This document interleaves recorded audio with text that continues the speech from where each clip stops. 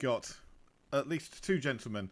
Currently, one at the moment is going to be talking, and one may be joining us later on. And who knows who's going to pop in at some point later on.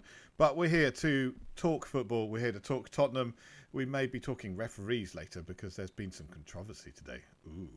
And we're here I to don't know why give that's a the controversy. sensible, balanced opinion and try and do our best at giving you that. So here we are.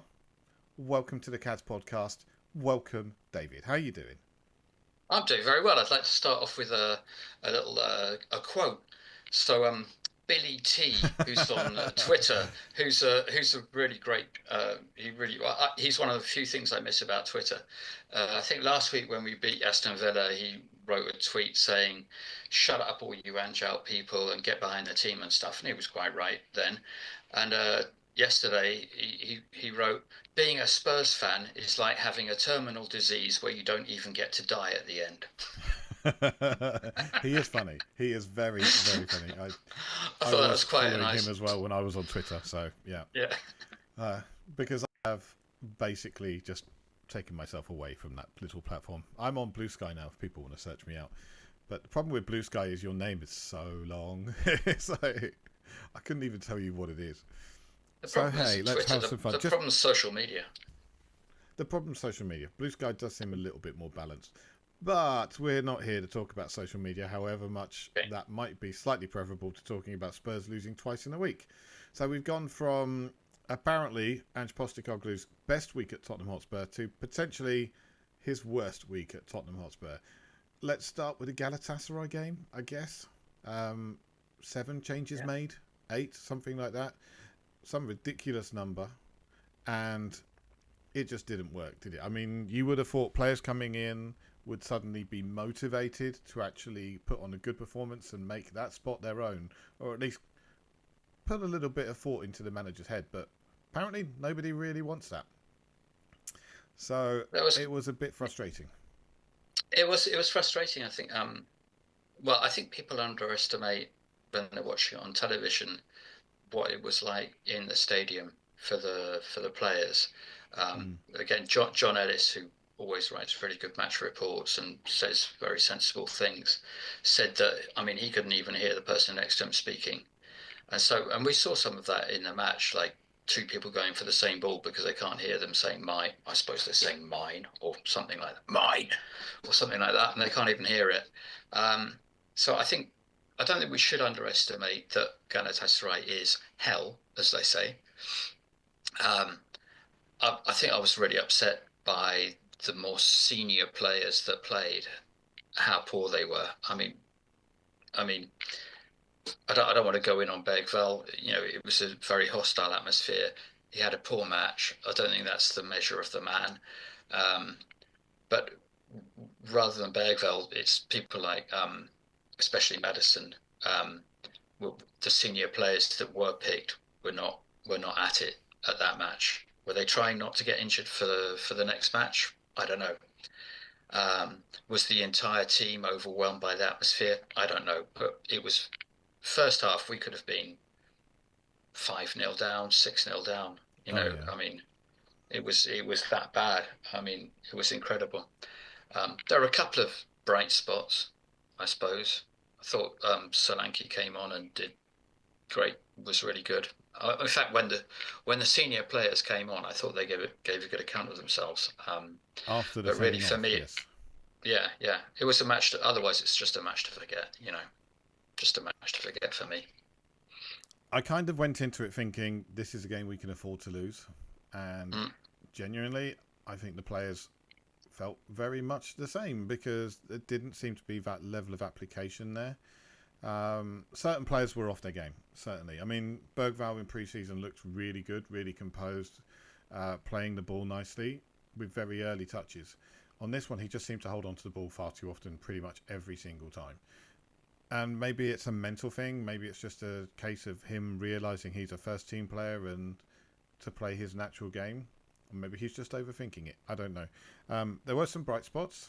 I thought Archie Gray was very good once He he was settled into the excellent. game. He Yeah. was excellent. Yeah. I think when the subs came on, we suddenly looked so much better, even though we were already down to 10 men. So having players like Kulusevski, Solanke on the pitch suddenly made a huge difference. So that's excellent. It was good to see Lamshanks or Lancashire. I'm going to call him Lamshanks Lancashire. just for Austin's benefit, even though he's not here. It was good to see him scoring his first goal. Amazing. It was a bit disappointing that his touch was off for pretty much the rest of the game, and the red card. I'm pretty sure I said something like, "Chin up, kid. You're not the reason we're going to lose this game" in the match chat, because he wasn't. It wasn't entirely down to him. Okay, playing with 10 isn't easy. It's not great, but the other players have to be up for it as well. And he put in probably more effort than anybody on the pitch. So I'm prepared to let him go. He'd have learned from that. He should be buoyed from getting his. I think that was his first professional goal for Tottenham. I think. So that's. He should take the positive and it's it's always win or learn. So he should take the positive from the goal and learn from the red card. I mean, it was a deserved second yellow. Other tackles, even by our own players, that were worse than that, didn't get a yellow card. So there's a little bit of me that says it's a little bit harsh. But if you ask the question to the ref, you're asking for trouble. So tough luck. We have been joined by Mr. Charlie Bewley, who's found a quiet spot to join us. The VIP Mr. section. Hi there, Stu. How are you, mate? I'm good, mate. How are you doing? I'm doing great, mate. How's the weather? Dark. Very dark. How's the weather? I can see the weather. It looks beautiful. That's not the that's not the weather. That's the time, pal. Well, no, it's just dark here at the moment. I guess that is the weather. It's 9:30 at night. What can we say? In Paris, that is the weather. Are you in Paris? Yeah, we're both in Paris. I'm just outside Paris. Both in Paris. I'm just outside. I'm in like the burbs. So right. Okay. Nice. Yes. So Charlie, did you watch the match? The Galatasaray game? I didn't watch either matches. Okay. Now listen, I watch every match. I'm not like these guys have been talking about that go to all the games like that. I just obviously can't living in America, but I'm an avid watcher of Tottenham. To the point, I mean, in America it's all different because you tend to, the matches tend to get scheduled very, very early in the day. You can't make them, so you have to avoid the score for the whole entire. It's a whole different. You know what I mean? It's like that Likely Lads episode where they're trying to avoid the England score for the whole episode. It's Likely Lads was probably more David's era, isn't it? Yeah, much more my era. I remember Likely Lads. I do believe that that entire skit was taken for How I Met Your Mother, though. They basically ripped that entire thing off. Oh, was it really? Except Likely Lads was funny and didn't make me feel nauseous. And How I Met Your Mother, I absolutely hated that so much. It was fucking awful. Oh yeah. Well, I mean, that's basically my life out there. It's just avoiding the score, family, notifications, everything, putting the phone down, trying to get everything done before I can finally find a relaxing place to watch Spurs. And I did that on Thursday with the Galatasaray game. I was not expecting very much, but I was expecting at least a decent audio feed coming through.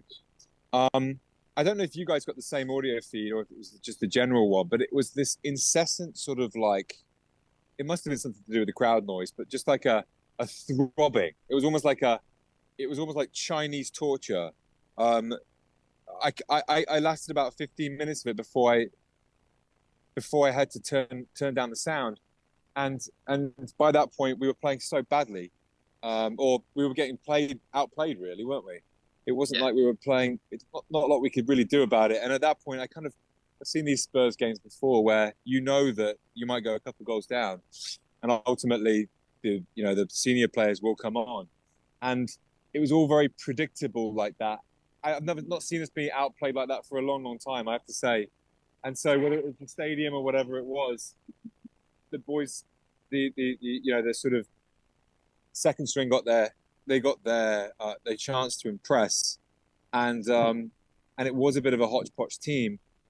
Again, like we're bringing on players that are starting players that are teenagers that really don't have any experience of this sort of nature, and so that's forgivable. But this is all great exposure for what is to come in the next few years. Hopefully, fingers crossed from my perspective, and just still in charge, and we get to continue this project regardless of errant results like this and the one at the weekend that I'm sure we'll get to. So I'm sure it we was will. hard to, yeah, it was hard to.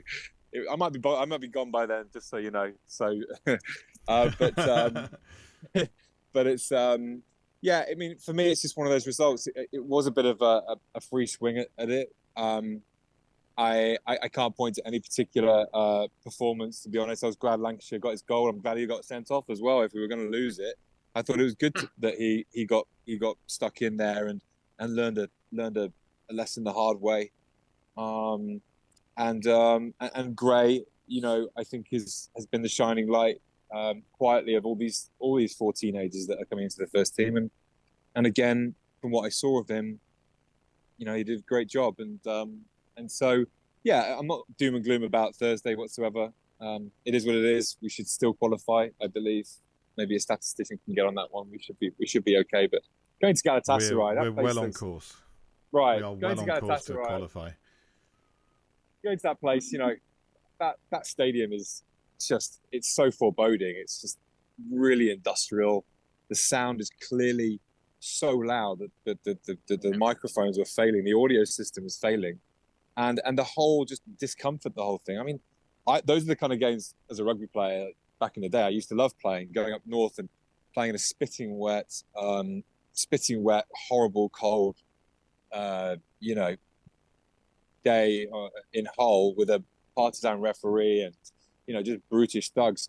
Those are the games where personally I sort of I learned the most about myself. So I really do hope that these guys, you know, enjoy sort of, you know, lesson from the Galatasaray game. That's really all you can chalk it up to be honest. I will say this, Stu. I think that if we had our first team out there that day, I think we would have been more than competitive, and I think we would have probably sneaked a result. I think we would have won the game if we played our first 11. Yeah, so I'm not worried about it. Putting it down to the goalkeeper. A lot of people, you know, lots of moans about Fraser Forster. I thought he did all right. He 28 shots at goal, and he let in 3 goals, and you can't really blame him for any of them. Somebody was saying he was pretty poor. He made some great stops and he made some howlers. I mean, it was a grab bag of goalkeeping excellence and goalkeeping like clangers. You know, he was bad and good. I don't think where he was poor hurt us. I think where he was good helped us. But in terms of the 3 goals, none of those were down to him. The first one was just a worldie. Somebody was saying that he should have done better and got a hand to that, and I'm like, yeah, no. Yeah, go on. He did get a hand to it, I think. Well, a stronger hand to it, maybe. I don't know. And then the other 2 goals, you're up against potentially the best striker in the world. I mean, Osman is a fantastic striker, and he makes those kind of runs. And if you don't pick him up, he's going to score 1 or 2, and he scored 2. Frankly, we were kind of lucky that he went off when he did, because then when what's his name, the guy who did his knee, he hurt his knee straight afterwards, and you got to feel sorry for him because that's probably the end of his career. Already, but yeah. Well, he did his cruciate ligament, and he's already in his mid to late 30s. So yeah, he's going to struggle to make his way back. But you know, we've hit those 2 and Mertens up front. Icardi and Mauro Icardi, yeah. Oh, Icardi. Yeah, so Icardi, Osman, and Dries Mertens up front, they are not bad players, regardless of age. So, as we said, the young players will learn from that game, and the players who were on the fringes also absolutely need to learn from that game. Yeah. Well, I think in terms of the young players, they learn. And in terms of some of the senior players that started, I think Ange learned. Yeah. And I think this is probably going to be where most of our discussion is going to be tonight. It's the players that have come in, or the players that are on the cusp. What has Ange learnt about them in the last few games, and what can be done? So let's move on to yesterday's game, where we played Ipswich at home, and frankly, kind of had our pants pulled down and shown how to play football in a different style. and they deserved their win because we made very, very little as far as I could see. We didn't do the basics. I think for me, if it was down to tactics, then you could complain about the manager. If it was down to individual motivation of one or two players, then maybe you could complain about the manager. But so many players were off form. So many players did not put in the very, very minimum, which is work hard and run around a bit. And they just didn't do it. Apparently, Ipswich players ran 5 kilometres further than ours did, and I think that's the first time this season where we've been outrun in a game. Mm-hmm. Well, I'll just jump in here because I might have to take a bus in a second to the airport here. So this is one of those instances where I accidentally saw the score when I was trying not to see the score, and as it was not a good score, I decided just to watch the highlights. I just couldn't handle sitting through what I knew what that result looked like, because I've seen it many times. I'm just going to make some assumptions here because I didn't see the full game. I just saw the highlights, and I'll say about the highlights that it seemed like we had a lot of chances, that we just were sort of tepid in our finishing. Your son had a few, Timo Werner had a few. Just took their shooting boots off, and if we'd taken some of those chances, I'm pretty sure there was that disallowed goal at the start of the match as well. So it could have been a different things, but clearly there was no excuses from Ange. So clearly something is repeatedly going wrong here, and it would seem to me that we have this. Can you just correct me if I'm wrong? Was it a low block issue again? Were Ipswich parking the bus and we couldn't break them down, and were reduced to taking pot shots from outside the area? I'd say it was more of a mid block. Yeah, low block. I don't think they were a low block. They pressed us quite high. They strangled Decky in midfield. Decky couldn't get going or match. So I think in the midfield we got overpowered a little bit, like Crystal Palace. Actually, we got overpowered in midfield again. Except this time we started with Star. We've lost Charlie, I think. This I'll time let you we guys talk for a minute. I just want to just jump on this shuttle. Yeah. So my feeling was we got overwhelmed in midfield again, like we did at Crystal Palace, and we had a bit of a big geezer up against our defenders in Liam Delap was really good for them. He was really good. That seemed to be the problem.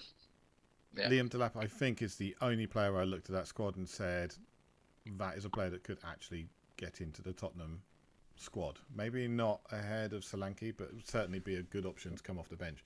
Better than Richarlison, in my opinion. I don't know about that, but I think you just put your finger on something really important. Not one single one of those Ipswich players. You wouldn't swap one single Tottenham player for one of those Ipswich players, and that is where it's a devastating performance. There were two players who I'd look at and go, right, they could get in the squad. One, because we desperately need someone at left back, and I'd take the left back to fill out the squad a little bit.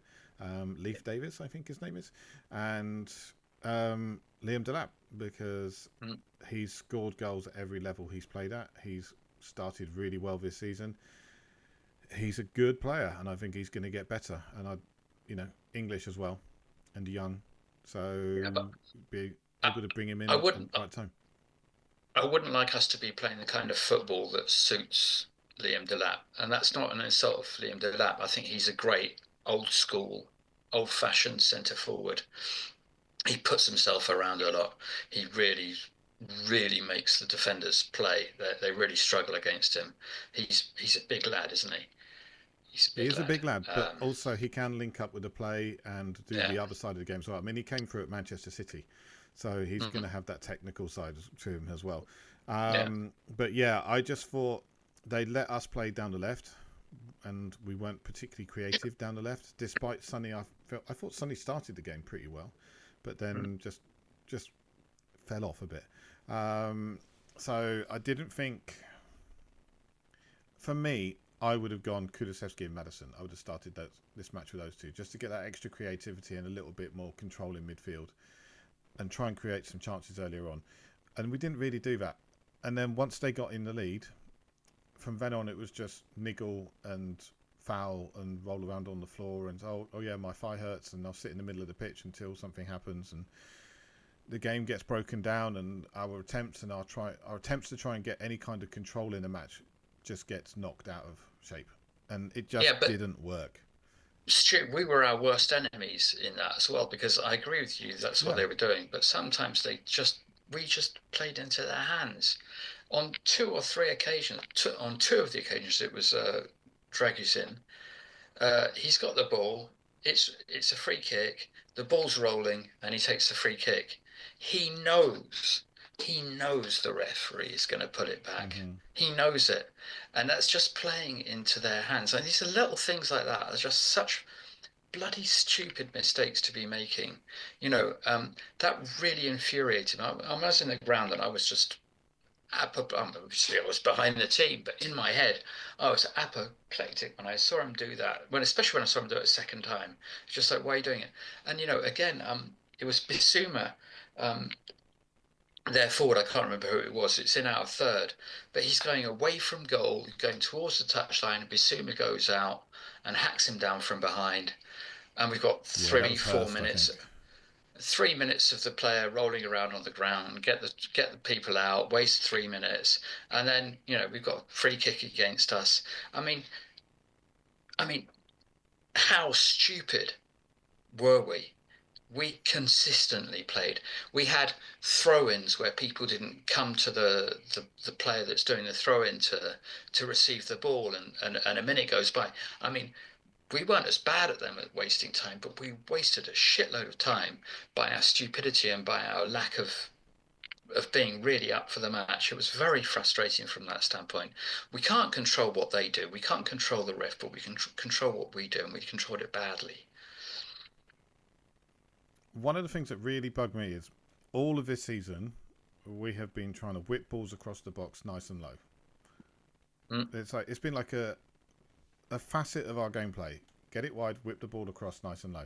Today, yesterday, when we were up against two big old-fashioned centre-halves, 6-footers, suddenly you start lumping it up in the air and expecting Solanke to try and get something from it. Well, that didn't work. I mean, they're going to mop that up all day long. And they did. Dragusin, I think, probably needs some time dedicated to him, all on his own. And I think Romero also needs to come into focus here, because he was poor. He just was not up to his normal levels, and genuinely I don't think he was fit, and genuinely I don't think he should have played that game. I think Davis should have started if he was any kind of the right level of fitness. Agreed. Yeah, well, I'm telling you, only a couple of players came out of that with any credit, and Ben Davis was one of them. Because he didn't play. Savage. Yeah. Is there any concern with the? It was about this time last season that stuff started to go a little bit wonky. 10 games into the Premier League season, obviously we weren't in Europe at that point. Is there any sort of like bounce that we have into a season that sort of starts to fade? Is there any sort of sense that psychologically we were starting to deteriorate? At this point. Is that a correlation that you can make from these games, or is that just pure coincidence? I think fitness might be an issue. We know that they work hard in training. We know that Ange's teams have a history of hamstring issues, and once again we're seeing some hamstring issues. That's not an easy side of things, but apparently players get used to it and their bodies adapt and they're able to cope with it as time goes on. But suddenly we've got European matches thrown in as well, and we don't have the largest squad of players that you'd be happy throwing in and starting a game every single time. So for me, I think there's work that needs to be done in the transfer market. I think there's probably players that need to leave just for their own benefit. There's at least one who absolutely needs to leave for his own benefit. Can you name these two? Oh yeah, Sergio Reguilon. He's not played at all this season. Absolutely, yeah. He's not going to play this season. He wasn't even included in the Europa League squad, but still taken out on training sessions. So he's getting all the jollies and having all the fun. But apparently there's potentially an option of his contract being resolved in January, because there's something, if he doesn't play X number of games, then he can choose to leave on a free. And frankly, I don't think anyone's going to get upset about that. But we do need a left back. Blow the lid for a second here, Stu. Who do you? Reguilon's an obvious one. Who do you think? You said there's a few. So who do you think, and who would you replace them with, if any replacing at all? I like Fraser Forster. I think Fraser Forster's probably a lovely guy to have around in the dressing room, but I don't think I want him starting for my first team. I think if you're playing a reserve goalkeeper, you want to play someone who's got a future in the game, not someone who's coming to the tail end of their career. Of course, yeah. And my in-laws are gonna kill me for this. If somebody like Juventus came in with a solid offer for Radu Dragusin that was giving us a profit, I would bite their arms off. Wow. Like, up to the elbow, because he's a player who needs to play regularly, and he's not going to get that chance. If he doesn't play regularly, which, as we've seen, he's not getting the chance to, he loses that sharpness. That's a massive call, considering that Romero, someone in the comments section spoke about potentially that Romero is going through what Cristiano Ronaldo experienced in his first spell at Man United, where he had I should put that up on the screen right now for everybody. Here we go. Let's see. So I'm not sure what that specific sort of syndrome is called when you've won a bunch of stuff and you sort of, you're potentially playing for you also heard a bid came in or a request came in from Real Madrid last year, and Daniel Levy dismissed it out of hand and slapped a £150 million price tag on Romero. And I'm sure at that point we were all, that's, you're... He's had his head turned, yeah. If somebody like Fernandez Enzo Fernandez at Chelsea is 105 million. You look at someone like Romero, he's a little bit more senior, and he's won everything you can in terms of international. He's going to want to move on. And, if you want a good defender who's got great leadership skills, kind of in that vein of Sergio Ramos, then there's your guy, and he'll be essentially your defence for the next 10 years. So 150 million at that point might not actually seem that bad. So, Daniel, maybe tongue in cheek, 150, but anything above 100, and Romero's going. Are we agreed? I don't think you can turn that down. John F. said, is Romero doing a Ronaldo? After winning the Champions League, Real Madrid became interested in Cristiano Ronaldo. He played well enough to show Real Madrid he still had it, but indifferently enough to not piss off Man U fans by leaving. I'd say that's reasonably fair. Well, I mean, that's just assuming a lot about his psychology, isn't it? That's assuming a lot about his psychology, Romero, and he seems to have stepped up into that leadership role, certainly the first few games, like with aplomb, and he seems to be an integral part of the team. But Real Madrid's a different proposition, and if he doesn't see the future at Spurs, if he doesn't see that sort of, the ambition, and I think, if we can see the sort of tempering of ambition with lower wages and whatnot, and bringing in youth instead of experienced players, he gets to go to Real Madrid. He's playing with Jude Bellingham and Mbappe and all those guys. Anybody at that point would look at it and go, well, will they come back in and get me? So that's just dovetailing off what you said about Dragusin. Dragusin for me was always going to come into that slot with Romero left. But when you look at who's the guy with the name beginning with V who's playing in the Belgian leagues right now? Vuskovic. Yeah, the Slovenian guy. Yeah. Yeah. I mean, what's he going to do? Is he going to sit on the bench? He's Croatian. When he comes in? When he comes in January? Is it January? He'll be coming in next summer. The other thing that we absolutely need to bear in mind now is with the central defender injury that they had, whose name currently escapes me, Real Madrid, their central defender, Brazilian guy, he basically lower half of his leg became disconnected from the knee. I mean, he did his anterior cruciate ligament, he did his median ligament. He had effectively a career-ending injury, and they're going to need to bring someone in to replace him because they don't have someone. I mean, that's horrible. I hope nobody wishes anything like that on anybody else. So best best luck. Hope you get well soon. You will never see this, but still, honestly, that was looks so painful. But his career is probably over, and they're going to need to spend money on someone to bring it in. I don't know if anybody noticed, but Ramos actually put up a video of him running through his vineyard, showing he's in good form, in good level of fitness. Through his vineyard. Yeah, what a tart. Yeah. So would you? So if Romero goes this summer, let's just say, or even this winter, and Dragusin also needs to have regular playing time, you wouldn't have him as a replacement for Romero at this point. Do you not think he's an Ange kind of player, or do you think we should bring in another one? What about Vuskovic? If Romero goes, that resolves the minutes problem. If Romero goes suddenly, Big Radu gets to start every single game and play every minute. Yeah, but I think there's a problem. Well, I think there's a problem. There's a problem is that you know who he reminds me of? Davinson Sanchez. He reminds me of Davinson Sanchez. Plays well internationally. Davinson Sanchez looked great against us. Yeah, all right. But if you press him, when Dragusin gets pressed, it's a disaster. He can't handle the press at all.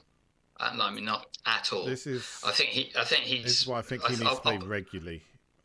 Well, no, I think that's the defensive frailties that he's shown. That's the playing regularly. But I think being vulnerable to the press, I think that's structural. I don't think he's the right chap for a team that wants to play out from the back. I think he'll cost us goals. He'll get turned over regularly. So all of a sudden we have a defensive defender in Italy before joining us. Okay, great. Fine. And okay. His numbers weren't particularly bad in terms of getting caught out on the ball or anything. Like he had progressive passes and stuff like that, all looking very good. I'm not saying it is the answer. I just think with more minutes he gets better. He's not someone who's able to come in. It takes a certain kind of mentality for players to be able to come into a game just on a one-off, or come into a game 60 minutes in and be able to pick it up. Not every player has got that ability, and I don't think he has. So for me, if we're just going to be using him as a backup, he's probably going to have to go somewhere else. And then we won't have the constant gum flapping from his agent, which is also particularly annoying. But you also realise that Daniel Levy won't turn down over 100 million for Romero comes in. No, of course he won't. And he shouldn't. What, 2 years left on his contract after this year? No, he shouldn't. So we suddenly have a defensive issue. That kind of money? Yeah, absolutely. I mean, would you sell him for 100 million? I think I'd be tempted at this point. I mean, I think he's a fantastic player, but he's got such high ambition that, again, it's like the Berbatov, not even Modric, but like the Berbatov issue where he was there was this level of swagger about him that eventually became a little corrosive to the team, and he was almost he had his hand forced at some point. I mean, that's not to say that Ramirez even intimated that he wants to leave.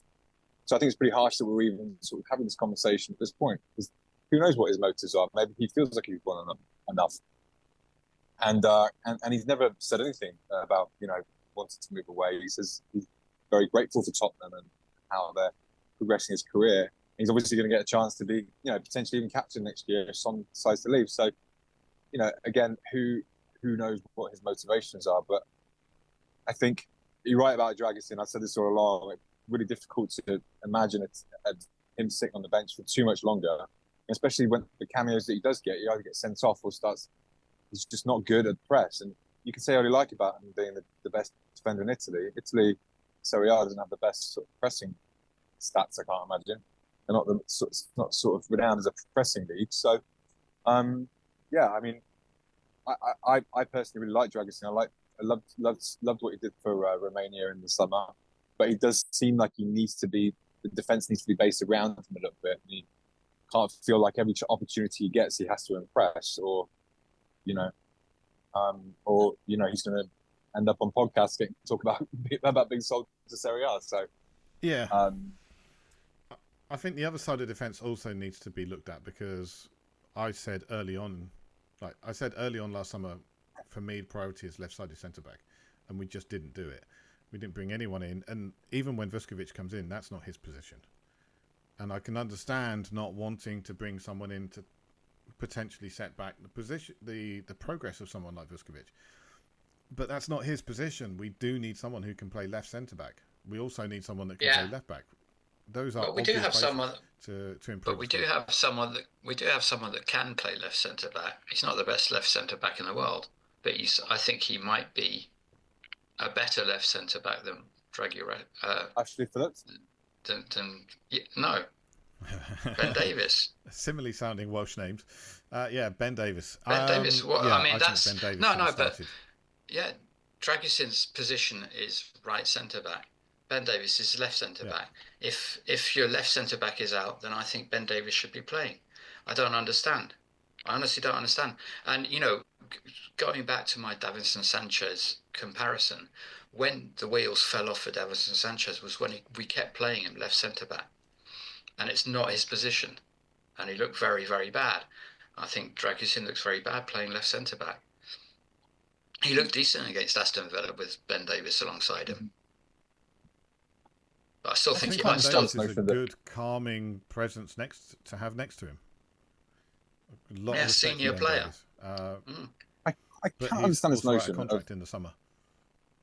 You can't understand what this notion that you play centre back your whole career. You can't play, 10 feet to your left or 10 meters to your left or 10 meters to your right. That's not your position. Like it's different angles. It's different angles of passing. That's all it is. No, I completely understand. I was just going through my mind about why that would be an issue. But I look at Archie Gray. I mean, he might. That might be why he's considered such an exceptional talent by so many people, just because he can adapt all over the pitch and he's brilliant off both feet. I suppose we never really saw Sonny on the right wing too much, so that would sort of ratify that point as well. He's better on the left, but. I don't know. I don't know. You wouldn't have thought with the embarrassment of riches that we have at centre back that we would actually have a centre back problem. But it sounds like when you boys are saying that the one is slowly emerging here. Well, I think we're going to play Dragusin. He has to play in his position, which is right centre back. And for their first goal, if I remember, because I haven't watched it back, and I was at the match, so I didn't see any replays or anything. But as I remember it, Udogie got sucked into the middle, and Dragusin went out wide to try and close down the play. So now Dragusin is not only a left centre back; he's actually trying to play as a left back. Got beaten all ends up, as you would expect. And you just think, if that had been Ben Davis going over there, I don't think that ball would have even come in. I really don't. I know, of course, I can't tell. I'm not in the Matrix and can't, simulate what would have happened. But I just think, Davis would have been better in that position. And I'm pretty sure it was that, because I saw Vicario afterwards giving an absolute rollicking to Dragusin and to Udogie about their bad placement, And I just think, if we're going to play him, Dragusin, he needs to play right centre back. We've got a left centre back. He's an international for Wales. He's got good experience. I think he's probably got a bit of leadership now with the amount of time he's been at the club. I just think that was a bad selection, and I'll hold my hand up. That's not what I said when the squad came out. When the team was announced, I went, "Yep, that's good." So I'm not a hypocrite, but Captain Hindsight says we should have played Ben Davis left back, left. Just one very quick point of order. It's probably not a good idea to talk about Romania and Matrix within the same 2-minute segment. We'll have loads of Andrew Tate fans coming on here.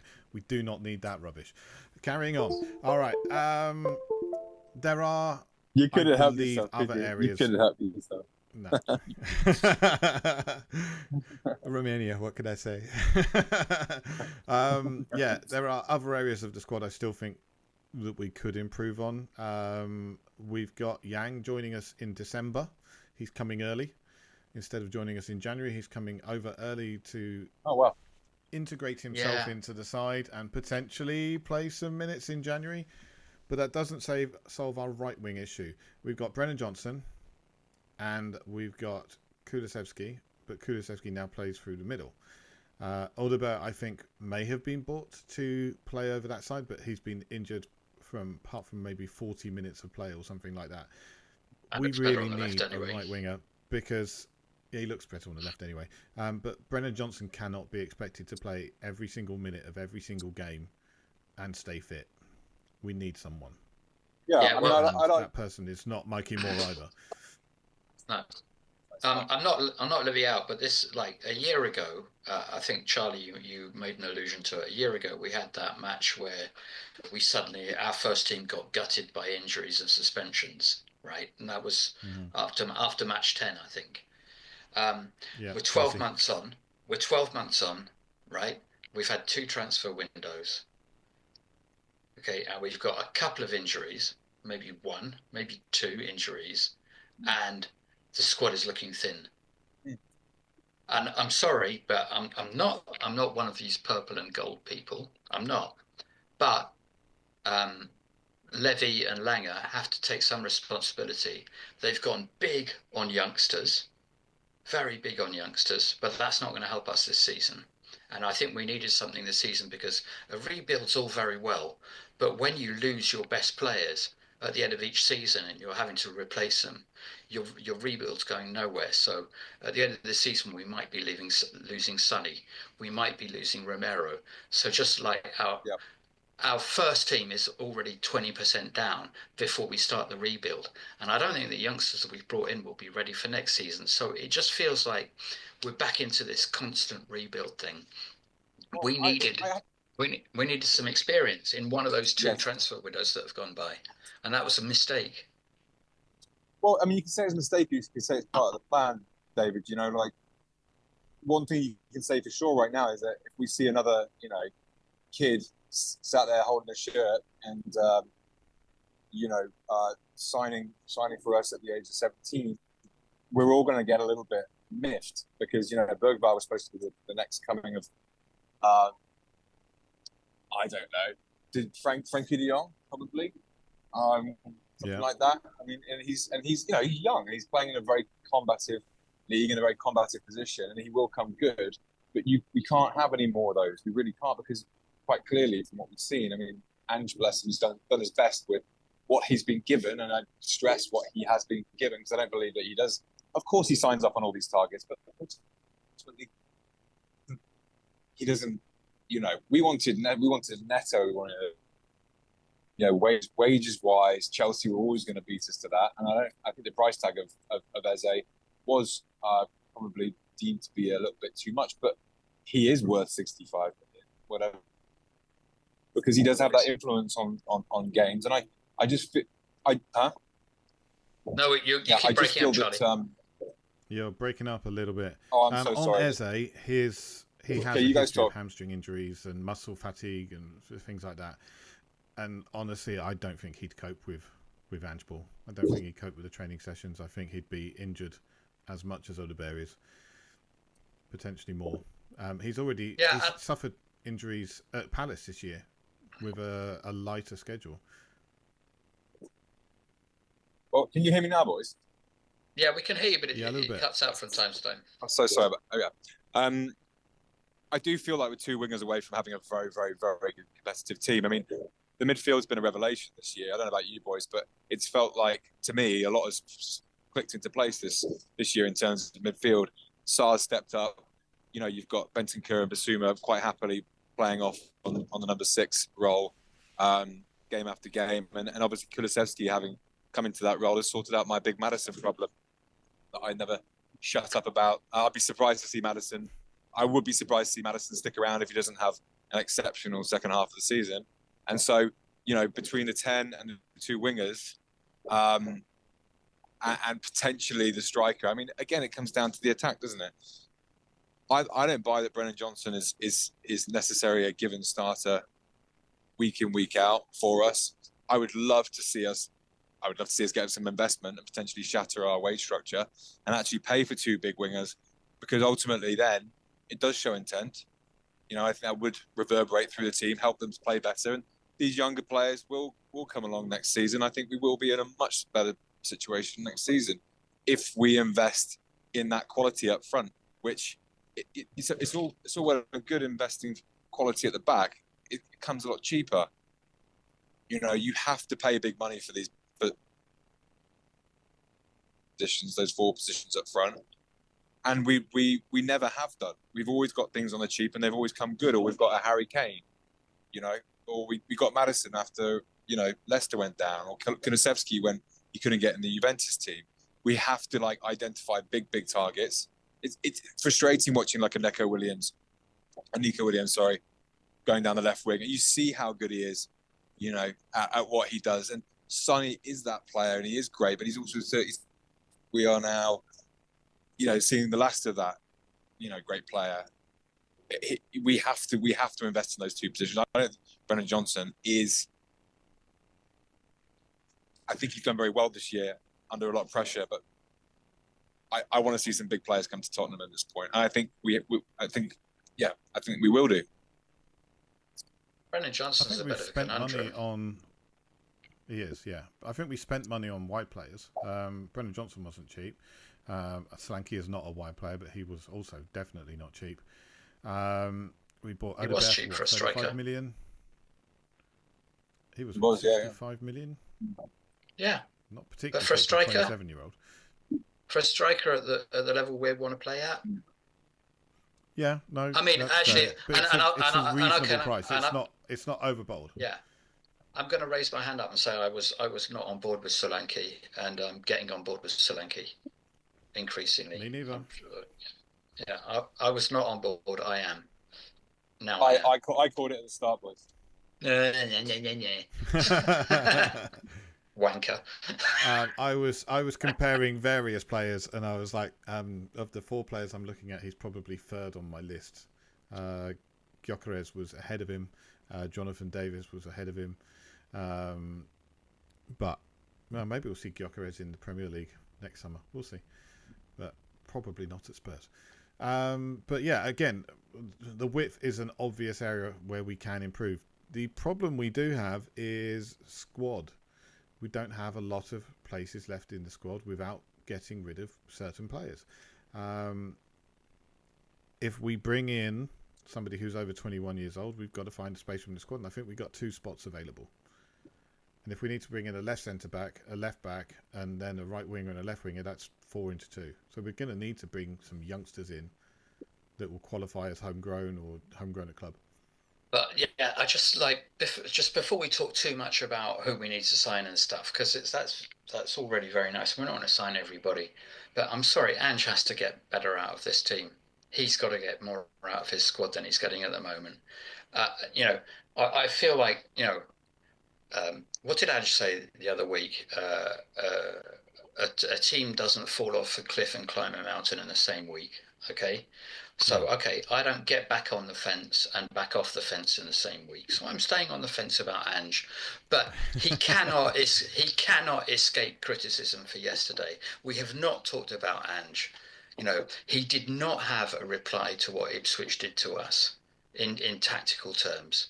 He did not, and that is not good enough. You know, he's learning. He's learned that we can do subs at half time and at 55 minutes, and that's great. I'm surprised he didn't know it before this season, but okay, he's learning. But tactically, yesterday was a bag of shit. It was not acceptable. You know, he could see what they were doing to us, and he did not react. And he did not send out like instructions to the team. He didn't have other ideas. And when he was asked in the press conference, what would you have done differently? He could not give an answer. And that is really worrying for me. It's the second time we've been done over by a relegation team. Second time. It's not good enough. And I've just said, you know, none of those players, and perhaps only one of the Crystal Palace players, would I have in our Tottenham team. So the problem is not the players. The problem is not the players. We've got a good enough team and a good enough squad to be doing much better than what we're doing. We've won 5, we've drawn 1, we've lost 5. That is crap. Like, Nuno got sacked for 1 point less than that. 1 point less. I'm not saying we shouldn't have sacked him, although, you know, 5th would have been better than 10th. But I'm not saying we shouldn't have sacked him, but Ange cannot get out of jail free for yesterday's performance. It was poor, I think he's and that's realised that, though, hasn't he, David? I think he's actually put his hand up. He's not, he for the first time he's really taken it on his shoulders and gone, "That was my fault." I haven't seen him do that before. I've seen him sort of bemoan various certain things. I don't think he's a whiner by any means. I think he's very much a realist. But ultimately, yesterday, it was quite clear that he came in, he went, "That one's on me. I did do this and that." And, if no. He said that one's on me, but he didn't say what he should have done. But that's what's worrying me. That really worries me. The inconsistency issue is down to the way I set the team up and the way we play, and that's something that I'm going to have to resolve. So he is taking responsibility for it, which is great to see. But somebody said, I'm a bit sick of hearing him talking about all the things he's got to fix instead of him actually going out and fixing them. Yeah. As you said, there's a long way to go. And my personal thing is, this is a very young squad. Very, very young squad with very few players with any real levels of experience. And getting rid of someone like Højbjerg, and I was very happy to see Højbjerg go, by the way, getting rid of someone like him, the level of experience in the squad actually goes down and wasn't replaced. So these players need to build up those minutes, those matches, that time on the pitch, the difficult games. You need to have all of that, because I think there's a mental issue at play here, and the players are not adapting well to games where they're expected to go and win. When they're up against good teams, when they're up against teams where it's expected to be a battle, your Aston Villas, your Manchester Uniteds, your Manchester Cities, they go out there and they put in a really good performance, and we've seen some of the best football from them this season in those types of games. But when we're playing Leicester, when we're playing Crystal Palace, when we're playing Ipswich, teams we should be beating, everyone ahead of it was going, this should be a few points. Everyone. There was nobody, I didn't see anybody ahead of this, apart from a few people saying Dr. Tottenham, which is always the way. Yeah. But, anyone serious, I did not see anyone serious. Anyone I take as a credible person online saying, oh, this one's going to be hard for us today. No one said that. But the players seemed to they were going to... I turned up to the stadium fully expecting to see us steamroller Ipswich. Really. I couldn't believe what I saw. Couldn't believe it. But, well, it's a shame that first goal didn't come in a little bit quicker then, and it sort of snaps into life a little bit quicker. Scoring too early against Tottenham. I mean, it always used to be the adage that you score too early. You don't want to score too early against an Arsenal or Man City. Well, it's come to the same thing that we've been going through.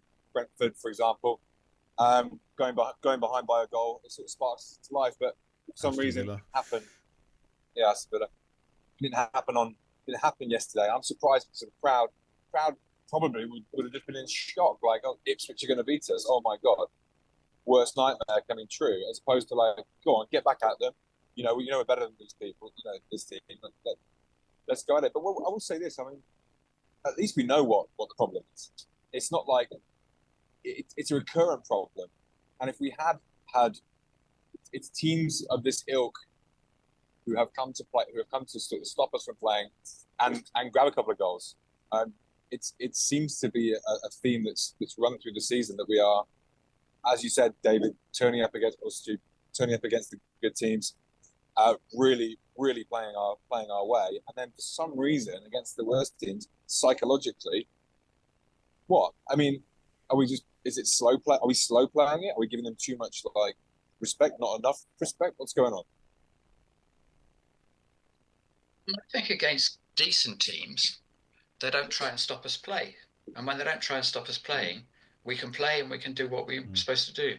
Against teams like Ipswich, and by the way, I'm not dissing Ipswich because I thought they put in a fantastic performance. Yes, I hate that method of football and stuff, but they did what needed to be done, and fair play to them. And you can't take too much away from teams like Ipswich and Crystal Palace. They did us. It wasn't just that we were shit.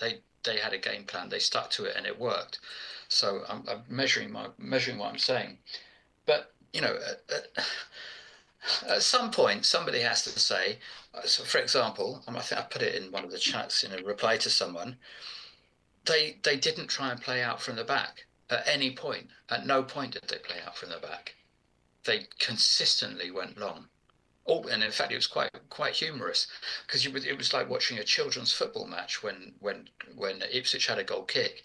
All the outfield players were in the same part of the pitch, everybody, and the goalkeeper was hitting it long into that area, and everybody was going for it, and they were not trying to play out, so they weren't getting turned over. And I would say, I don't know, I'm making up statistics, but 50% of our chances this season come from turnovers high up the pitch when teams try and play out the back. Well, they just went, well, I'm not having that. Well, okay, so what's our answer? What's our plan B? If we can't get the turnovers where we need them, what are we going to do differently? We didn't have the answer. We need to have answers to that.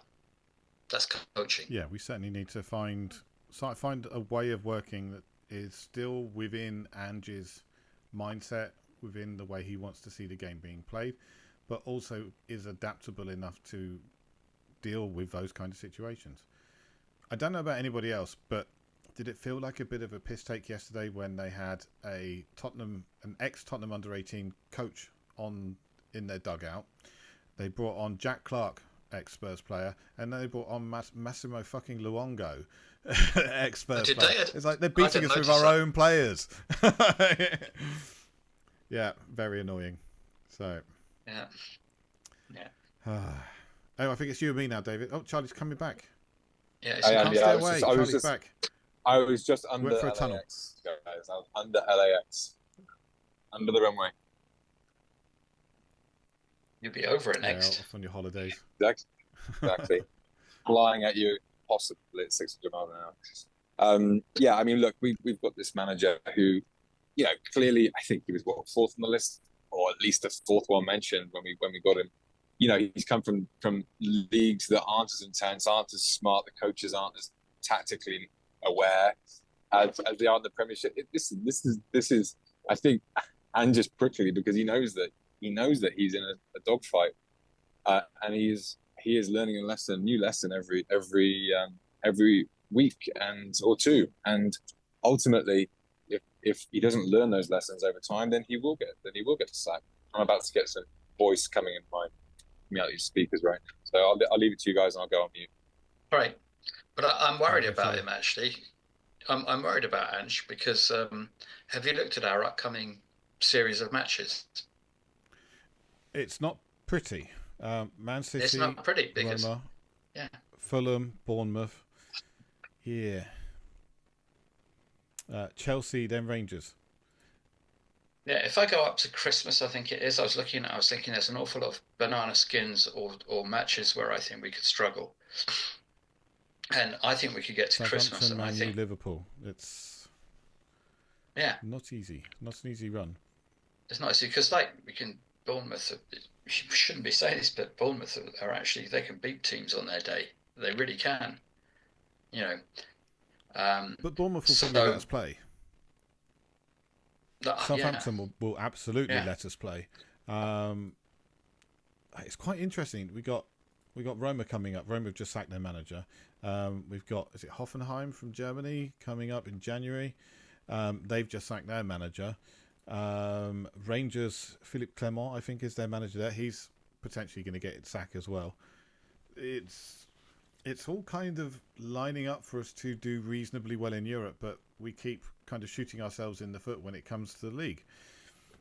We had the chance to go third yesterday. Everything else went exactly the way we wanted it to, and yet we just couldn't get what we needed from our game. So we're letting ourselves down time and time again. And but we're not that far. We're not that far. We're not that far. Look down as well. No, not 3 points off third. 3 points off third. Yeah. I don't. A lot of people. And 1 point off 14th. Well, that's true. I don't think but it needs to be said. International thing. No, don't say it. Go for it. But I think this international break thing is a red herring. People keep pointing to the last 5 international breaks we've lost a game before. We're an inconsistent side. We're a young, inconsistent side. We're going to lose games. Hopefully, we win enough games to get us through into Europe, and then hopefully, when things get serious in Europe, because for me, that is my aim this year. If I could choose one competition to win, it would be the Europa League. because I don't believe we can win the Premier League. If we could win the Europa League, that gets us into the Champions League next year, gets the hoodoo off our back of not having won a cup, and hopefully gives the players a boost for future matches and a little bit of conviction that they can go out there and put their game on other people and they can duke it out with the very best. Because these aren't bad players. These are not bad players. Stu, I absolutely want to go. I'd really like to go deep into Europe. I mean, it'd be just for the fan base. I think it'd be fantastic. But also, relentlessly when we play well, every pundit out there says they enjoy watching Tottenham Hotspur. Our stadium is emblazoned with glory slogans. This is who Tottenham are. Andrew's last words to his players before they got the pitch: "You're wearing the Tottenham shirt, play the Tottenham way." This is what we all want, and yet still somehow people aren't very happy with it. We are inconsistent, but we're going to be inconsistent because he's only been there for 15, 16 months. He hasn't got the senior players in that he needs to actually make a difference. He's got a young team, and they are learning. It's all part of the process. And when people freak out about a result like Ipswich yesterday, there's always going to be those little results, those little bumps in the road. But ultimately, a year down the track, so much could have changed, and we won't get that opportunity if people keep calling for his head. It just really winds me up that there's this emotional sort of knee-jerk reaction every time we have a bad result that the manager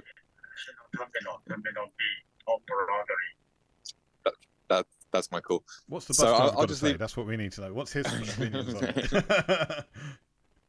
All right, Charlie, I've got a question for you about that then. Well, I'll answer it when I get off the bus. Yeah. All right.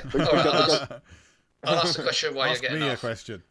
So how do you know that Ange is a Ferguson or a Wenger or not an Arteta, Ferguson or a Wenger, and not a Christian Gross or a Nuno? At what point do you make the decision? Like, what are the indicators to you? That's my question. Okay, well, I don't think that. Sorry, I can't see you right now, but I can be fairly coherent with an answer. What was to say? Excuse me, mate. Sorry. Oh, sorry. What was to say that a Ferguson or a Wenger or anybody else was who they were at this stage in their career? I'm pretty sure Ferguson almost got the sack. He was one game away from getting the sack at one point. Yeah. So we will never find out if we don't persist. And in this day and age, with the Premier League as it is, everybody's just knee-jerk. Media is always all over any manager. The pressure's on the manager now. He's lost. It's so ridiculous. And until we actually allow somebody to grow with the club and grow with the roller coaster emotions of the first few years of it being a little crusty, then I don't want to say this, but like kudos to Arsenal. I don't know if Arteta's going to win anything big with them, but at least they gave him a chance, and he gave them the best. Won the FA Cup. Yeah, at least he won the COVID he's Cup. been. Yeah. Well, he has, but he won it. Yeah. But he was given a chance is the point, and he was up against an absolute freight train. He's like Andy Murray at tennis. Like, he was up against three of the best players of all time. But Andy Murray's a very, very, very good player. So he didn't win that much, but it wasn't because he wasn't a great player. I just think it's a bad analogy, but I just think that your question was how do we know that he is one of these players? How do we know that he's a Klopp or a Wenger or a Ferguson and not a Christian Gross or a Nuno or I can't think of anybody else? How do we know? I mean, from what you're saying, no, fuck him. Should we have stuck with Christian Gross then? Should we have stuck with Nuno? Why didn't we stick with them? It's time and money.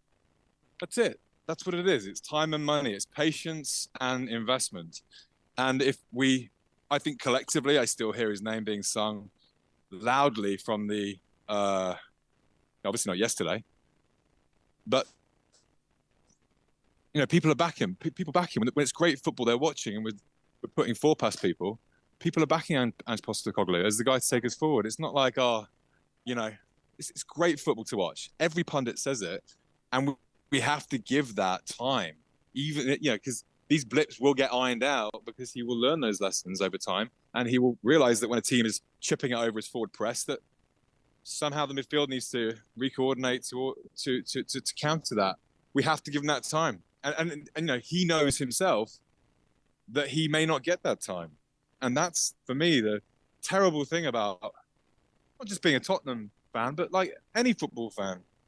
Really, it's tough because you have to be immediately good, and if you aren't given that time, like a Ferguson was or a Wenger was, then you'll never discover these talents. You know, and it's the same with players. You know, For me, it's about having a philosophy that you stick to. It's about having something that you're prepared to live or die by, and he is prepared to do that. Ferguson had a way of playing the game that he wanted to do, and they weren't going to change it. And yeah, it nearly got him the sack. Very nearly got him the sack. Also very nearly got him the Spurs job before he went to United. Who knows what would have happened there? Then you never would have heard about Ferguson. Or we never stopped hearing about Ferguson. Exactly, could have been. Wenger came from Japan, you know, was Shimizu S Pulse, I think he was at. But he came in and he had a style, a way of playing, and a vision for the club. He had a vision for the club. Ferguson had a vision for the club. Christian Gross came in and he had a railway ticket, and that was about it. You know, he came in and apparently pretty much everybody who was involved in the top end of management of the club were like, "Oh, this was a bad move." They didn't know he was going to pull the underground ticket out of his back top pocket. They did not know any. He was just a nightmare.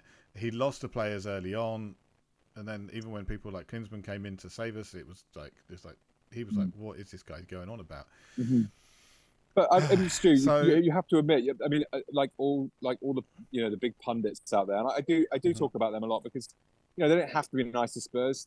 In the past, people have been very scathing towards Spurs, but every single pundit out there, Roy Keane, Carragher, Neville, and all the boys really enjoy what's going on at Tottenham. The only people who don't are the people who have to live emotionally on the roller coaster. It's great to watch this thing transpire for some people. It's typical Tottenham, of course. It's typical every team. Every team loses to Ipswich or Ipswich 2-1 every now and again. They just do. We have to just be patient with this process. I would love nothing more right now, and I said this before, Levy to come out and go, he's getting 2 years, so you might as well shut up. That would be, for me, one of the best things that can happen to our club, because it would take away so much of this emotional knee-jerking towards Ange, when the problem probably isn't him. Look at Johan Lange. He brought in 5 youngsters over the summer. None of them are first-team pedigree yet. And he's often fielding the same team as he did at the end of last season. So, he has to be given a chance. We cannot keep blaming this on Postecoglou. I certainly don't. Blame it on Lange, and judge him after 2 more windows when he's got the players in that should be walking into the first team and making a massive difference with the youth coming up from a season and a half of experience like Galatasaray. So yeah, and that's it for me. That's it for me. You've got to give the time. If you're accepting a rebuild, if you're accepting a manager coming in and remold the club effectively from top to bottom, you're going to have to give him time to do it. And he hasn't had that time yet. I mean, people talk about how Aston Villa are amazing. Villa have got 7 points less than they did in the same games last season. Arsenal, they're going to be challenging for the title. Arsenal have got 4 points less than they did in the same games last season. Both sides have got a goal difference, 5 goals worse off than they were last season in the same games. We're better on pretty much every single metric than we were last season. We have improved. We 10th in the table last season. We had exactly the same number of points from those games. Were we 10th in the table last season at this point? After 10 games, we were not. But no, we all right. If you look on a match-by-match basis, we had exactly the same number of points. According to every metric that really counts, we're shit. I was going to follow it up with the only one that hasn't made a difference is the number of points on the board. That's the only thing that doesn't show a difference. But in terms of goals scored, clean sheets, everything like that, we're looking so much better. Absolutely. And David, nobody says that success is a straight line. It's never a sort of what do they call those curves on the graphs, like a hockey stick curve. But you don't have to be like that. You might have a terrible season, and you'll go deep into Europe, for example, and then the next season that sort of bounces into league form. Nobody says that we're supposed to. We were out of most all the cup competitions we'd entered by January last year. Yeah. It's going to be a completely different season this year, one that requires like deep attrition, the stealing of the team that we'll get by being in 4 competitions, competitive in 4 competitions this year, is going to have a massive effect going into next year. And I just hope he's still there. And I just hope he's like, emotionally jilted fans out there who just, you lose 2-1 to Ipswich and they're like, get rid of Ange. It's just like, are you crazy? You guys are mad. If you think anything's going to change by, cutting this guy who's so wonderful and so charismatic. And I'll say this: I think people hate Ange because he does have that little bit of charisma that most of these managers don't have. He's willing to engage with the media. He's willing to like throw a mate here and mate there, a bad joke here, a dad joke there. I think that shows his humanity, and I think he's a fantastic. I think like Neville. I think he's a fantastic addition to the Premier League, and he'll probably just stay here until he does get successful. If we end up letting him go, I severely hope we don't. We'll see.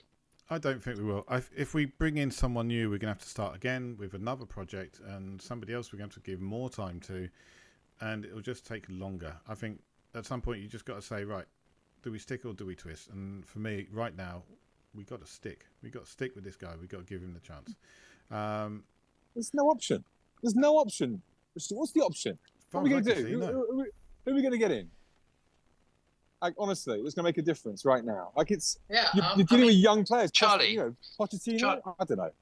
Charlie, I'm not saying you should be fired.